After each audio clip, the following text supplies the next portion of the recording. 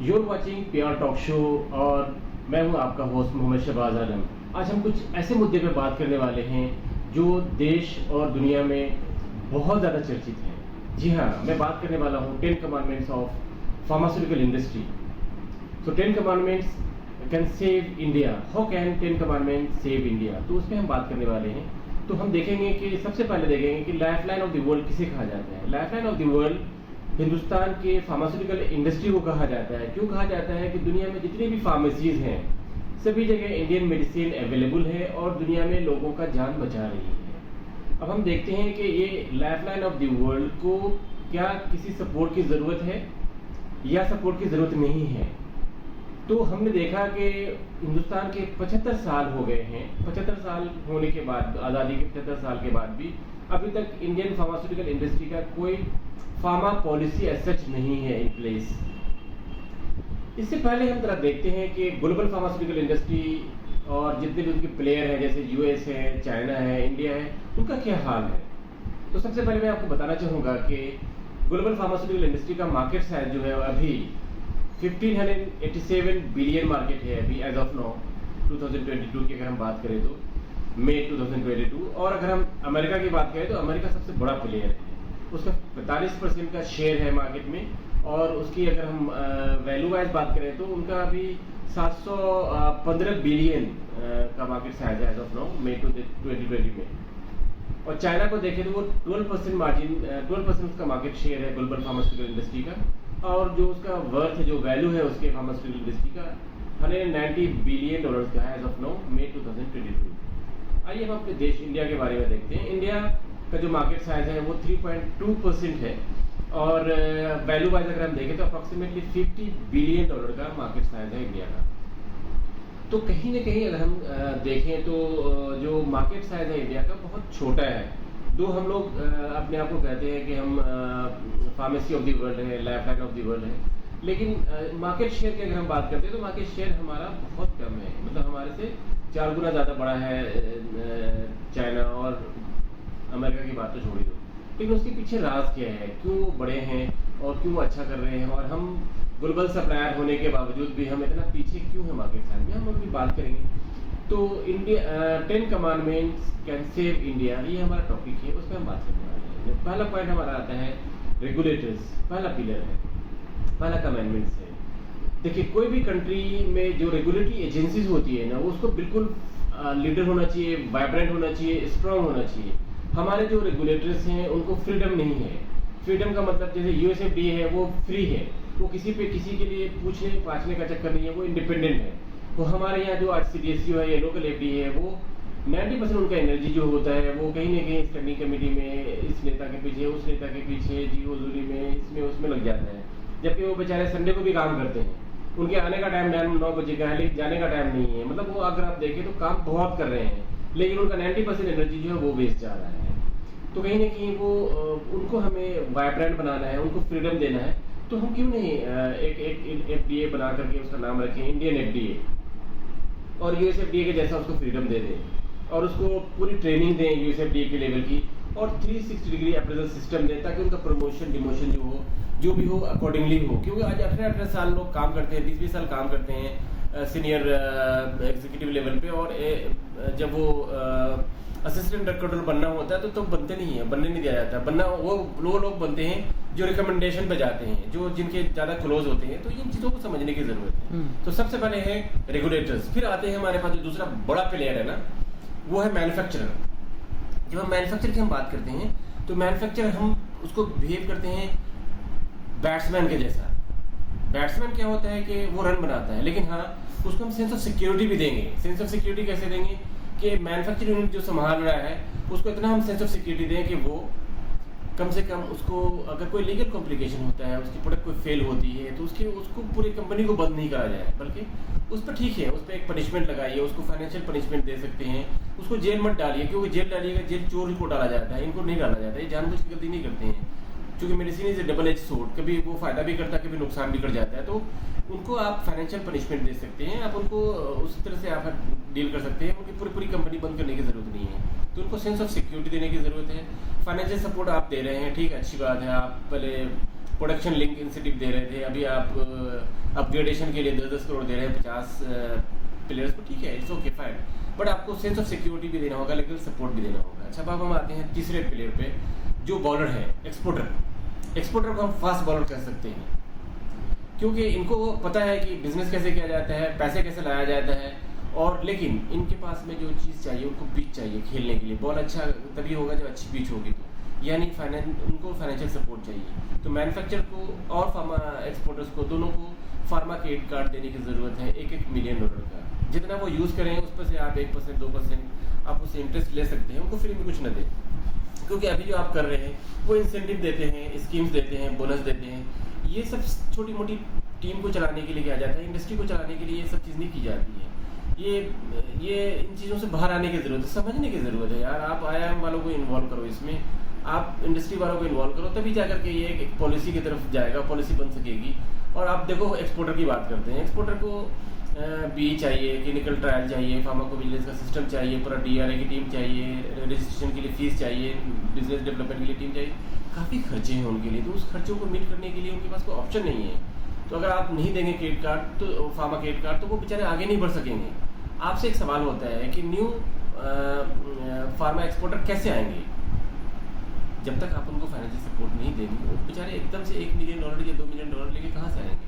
ठीक है, उनके पास में एसोसिएशन है, रिलेशन है, सब कुछ है, लेकिन पैसे नहीं है। तो पैसे देने वाले आप बने ना, तभी तो लोग आएंगे, नए जुड़ेंगे, तभी तो टीम बनी होगी, तभी तो लोग आगे बढ़ेंगे। अच्छा, अब हम आते हैं डिपार्टमेंट ऑफ फार्मास्यूटिकल पे। डिपार्टमेंट ऑफ फार्मास्यूटिकल क्या होगा कि जब भी वो डिसीजन लेना होता है, वो 2-4 लोगों को बुलाते हैं और इंटरनली डिसीजन लेकर के निकल जाते हैं। उनको शेयर डिसीजन लेने की ज़रूरत होती है। हम लोग 2022 में जी रहे हैं, हमें शेयर डिसीजन लेना पड़ेगा। शेयर डिसीजन का मतलब होता है, जब परिवार डिसीजन लेता है तो परिवार के लोग जुड़ते हैं।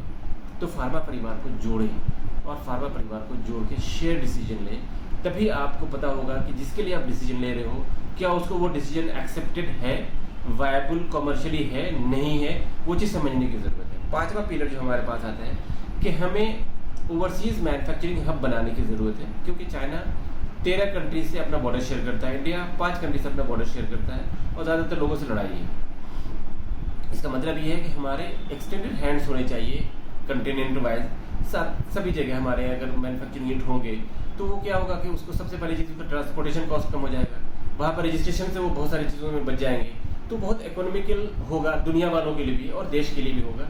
तो वो एक्सटेंड हैंड्स की हमें ज़रूरत है, और ये एक टीम बन करके इसको डिसीजन लेकर के आगे बढ़ाने की ज़रूरत है। जो हमारा नेक्स्ट जो पिलर है वो है सर्विस प्रोवाइडर्स। अगर देखिए, बहुत खुशी की बात है, हमारे यहाँ क्लिनिकल रिसर्च ऑर्गेनाइजेशन बहुत अच्छे हैं, USFDA लेवल के भी हैं, WHO लेवल के भी हैं, UGMP लेवल के लिए भी हैं, सब तरह के लोग हैं। फार्माकोविजिलेंस की बड़ी अच्छी कंपनियाँ यहाँ पे, ड्रग रेगुलेटरी अफेयर्स की बहुत अच्छी कंपनियाँ हैं, आप FND के लिए हैं, ADL के लिए हैं, आपको किसी से भी आपको कुछ कराना होगा, आपको कोई इश्यूज़ नहीं है, तो आप किसी का भी आप नाम लें, आप आगे बढ़ने के लिए तैयार हैं, आप बढ़ सकते हैं। आप ये सर्विस प्रोवाइडर्स यहाँ पे अवेलेबल हैं, आपको ग्लोबल कंपटीशन के लिए आपको किसी की ज़रूरत नहीं है। ये सारे फील्डर्स हैं जो आपके लिए फील्डिंग करने के लिए तैयार हैं, और बड़े स्ट्रॉन्ग फील्डर्स हैं, तो इनको प्रमोट करने की ज़रूरत है, इनको कनेक्ट करने की ज़रूरत है, इनको रिस्पेक्ट देने की ज़रूरत है, और इनको भी अगर फाइनेंशियल सपोर्ट की ज़रूरत है, फार्मा क्रेडिट कार्ड की ज़रूरत है, तो इनको भी दीजिए आप। आगे चलते हैं हम।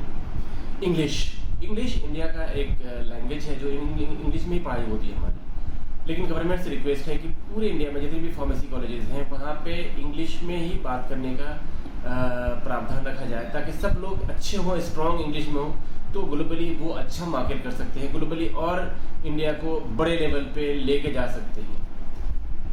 क्योंकि अभी पता होना चाहिए, जितना भी डॉक्यूमेंटेशन हमारा होता है वो सारा इंग्लिश में होता है, इसलिए इजीली अप्रोचेबल है हमें, और हमारी चीज़ें बहुत ज़्यादा वर्ल्ड को जाती है, जबकि चाइना के लिए वो चीज़ इशू है।